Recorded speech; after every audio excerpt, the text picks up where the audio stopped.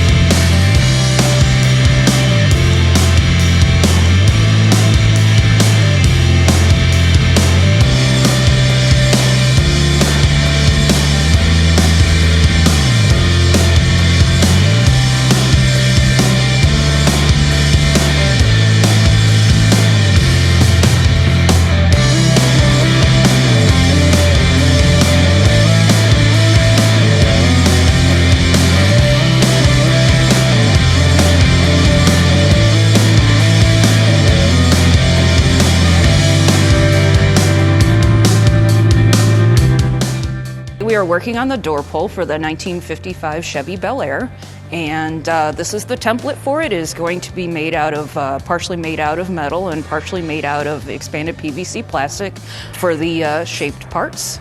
I am going to have Mark build the metal, and then I'm going to build and attach the PVC to it. Has hidden attachment at the bottom and can't be seen on here, but on the top, so that when it goes on the car door, it looks like it's integrated.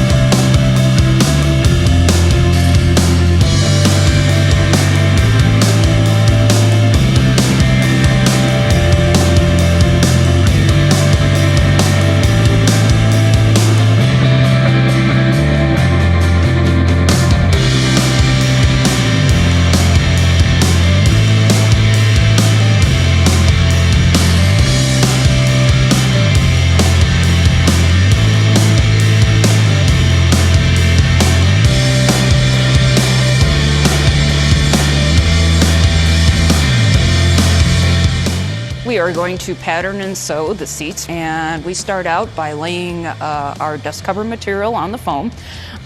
We draw out where our match marks are and where the pieces are going to come together, and take those off, and we glue them to paper and then make our seam allowances, and therefore we have our pattern. And then we take our pattern, we lay it on the leather. Of course, we fully inspect the leather, make sure there's no scars, and also, believe it or not, leather has a stretch to it. You want to try and make sure that the stretch goes up and down on the seat. That way the leather does not puddle or sag over time. So once we get all our pieces cut, then I will hand them over to Laura, and she will sew them and top stitch them and then fit them onto the chair.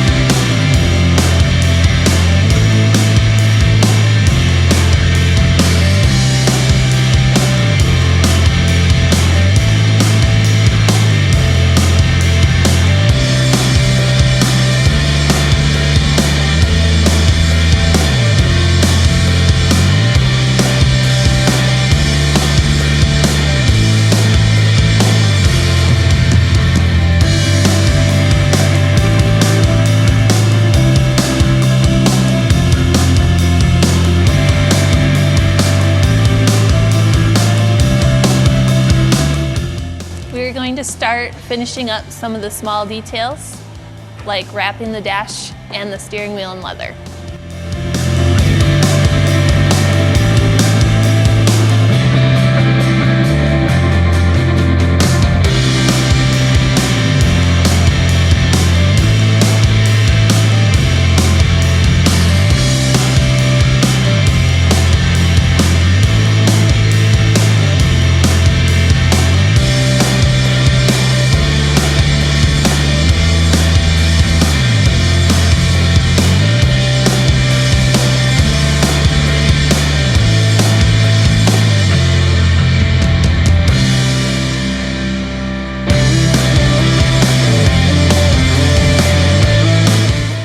Everything is pretty much done, so it's time to install the carpet and final install all the interior panels.